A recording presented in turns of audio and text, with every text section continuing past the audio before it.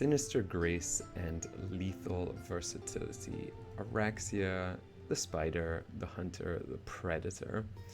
I am really satisfied and pleasantly surprised with how fun Oraxia is to play, and her claim to fame is she's the only frame that can dangle from the ceiling, as befitting of a true spider. Not only that, she gets infinite stealth as long as you keep wall latching once every 8 seconds. If you're just using your abilities, you can of course use a companion like Shade Prime, and then you get literally infinite stealth as long as you only use your abilities and enemies are nearby. But wall latching once every 8 seconds is more than good enough, let's be honest. Yeah, so let's see Oraxia in action and find out all the great things that are available right now with the event that's going on. It's actually much quicker to get Arcane Energized sets and so on from the event than the previous events, and in my opinion it's a lot more fun than the elevator event. Yeah, just really quickly want to show you Oraxia in action. So ability 3 does this toxin wave, ability 2 cocoons the enemies, and she is just nasty. When you do this toxin wave of darts, her third ability, they get poisoned obviously, and once you kill the enemies they spawn spiders, and those spiders then start doing some insane damage if you set up your build for it. My build is not set up for it, and each spider is doing 10,000 damage, right? And we have up to 10 spiders. So when the build is set up for it, here you see Summoner's Wrath. It's a kind of a UI bug or something. We get up to 5,000% more damage. I see them doing 100,000 damage regularly, so that's like 1,000,000 damage just from our trusty little spider pets. Pretty cool, I'd say. So I do just want to show you the execute feature Oraxia has, because yeah, it's really important. Yeah, you want to shift onto walls because that immediately latches you onto them, right? Sometimes also aiming from walls can feel a bit weird. Okay, so as soon as an enemy gets this green health bar thing, you can either melee when you're in her fourth ability, or you can press 1 and then she'll execute them. And yeah, this is the insane range and speed that you can teleport around the map with. She's not only a stealth frame, she's also a speed frame, as long as the map kind of fits the bill, right? So certain maps you just can't really navigate around too well with, but wide open spaces like this that are still indoors are perfect for Oraxia. Okay, so let's actually look at the build that Oraxia has going for her. It's not insanely min-maxed, there's still ceilings you can break through, but the basics are going to be for most builds. When I get corrosive, 4 extra stacks of corrosive to entirely reduce enemy armor to nothing, some equilibrium either as a mod or as shards, and a bit of casting speed is nearly always nice. With Madurai we get close to double casting speed because power transfer, when you go into operator you get 20 seconds of 50% casting speed, and when you double sling you get 20 seconds of 40% more strength. Really nice to do before you go into Silken Stride.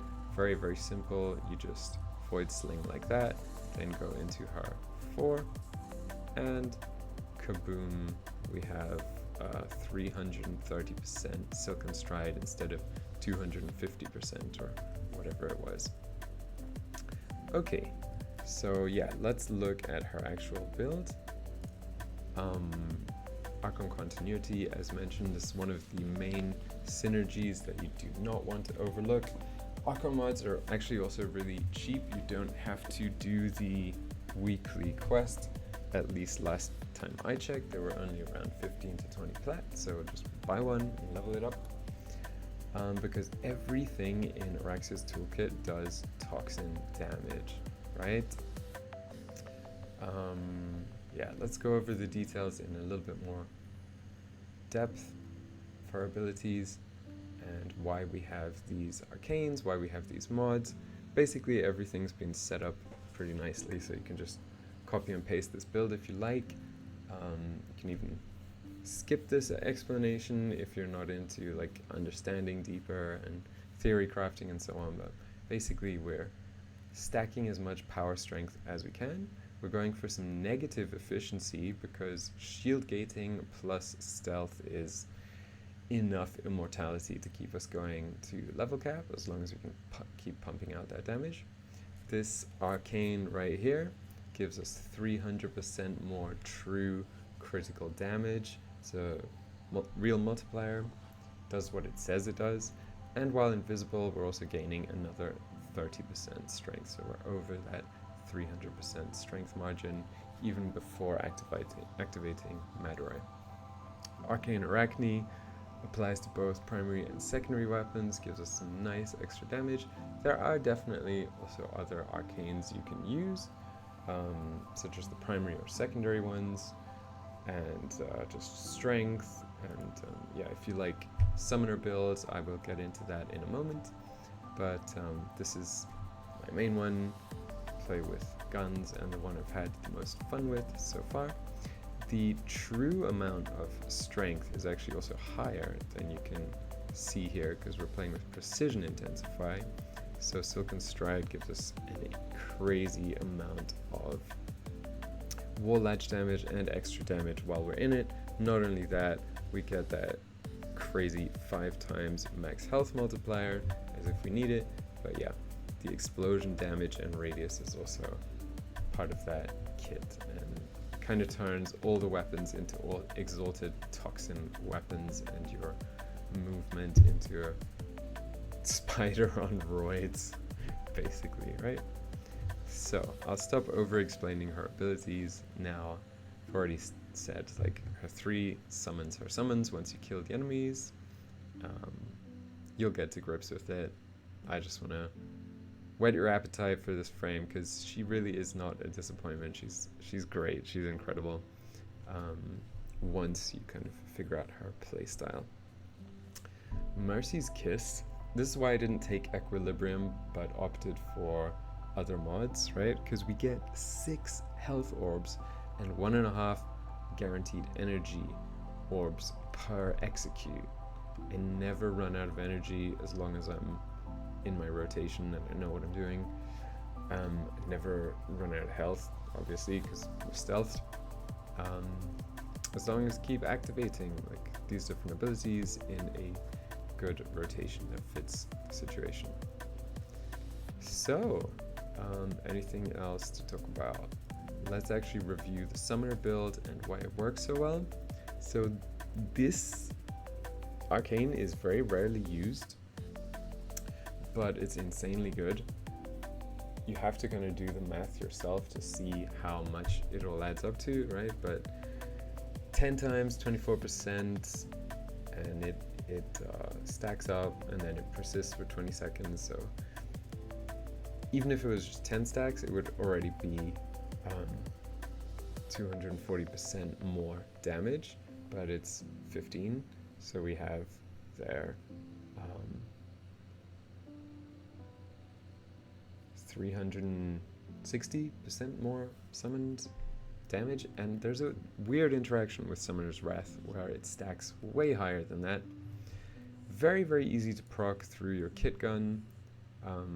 As long as you're killing, you're going to be spawning this field.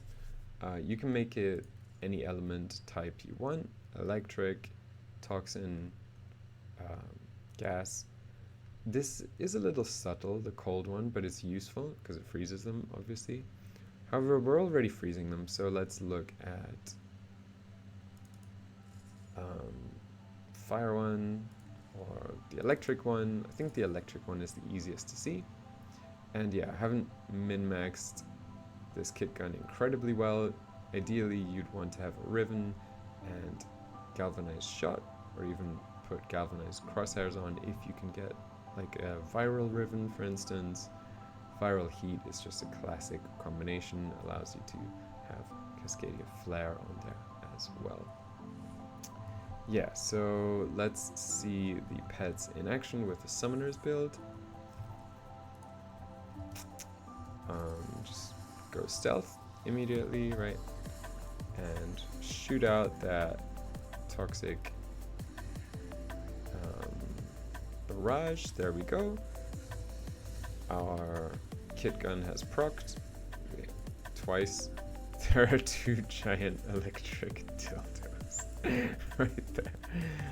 And yeah, we are stacking up Theorem Infection and getting increased summon damage and just wrecking face with our 9, 10 plus scuttlers, our spiders, right? Not only that, we're also mercy killing them, making them more vulnerable to damage. Yeah. So if we go into stealth, see 100k damage by our little pets, right? They are just insane. They do seem to be slightly bugged. If you stop attacking entirely, sometimes they take quite a while to start attacking again. But as long as you're attacking, they attack as well. I just wanted to isolate their damage for viewers so you can really see they're doing like 100k. Yeah. So that's the Summoner's build. I'm not a Summoner type player, but it works really well with Oraxia, enough for Steel Path stuff. You can play it pretty actively or pretty passively. Most important thing is you stay in stealth and you keep attacking once in a while to kind of show them, hey, kill this one, right? And yeah, there's some other builds that you can play with Oraxia too. I'm working on one in the form of Arcane Hotshot and instant armor strip through Fire Blast. But basically she's good as she is. Everyone and their mother now plays with Nourish, right? So if you want, you can obviously subsume Nourish over Mercy's Kiss, get inbuilt viral damage on all your weapons and your companions. Works really well. But basically Oraxia is just a super fun frame to play, and I have explained enough. Just try her for yourself. Either you get her in the new game mode, or you build her, buy her and build her outright with platinum, or yeah, just grind the parts from the new bosses. Let me show you the new scythe that we have. It's an Incarnon scythe and it's pretty insane.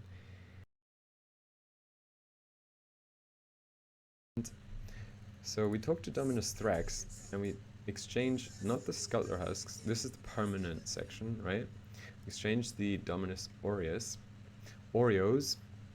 scroll down, and instead of getting 1 every time we buy with 22, we get 3. So you only have to buy this 3 times. Sorry, you only have to buy this 7 times to get a whole set of 21 Arcane Energize. As you see, I've already reached the purchase limit with quite a lot of the silver, gold ones, and this is the most valuable one. Also bought quite a few Arcane Grace. What I'm getting at here is that the event rewards are actually super cheap and you can grind them in next to no time.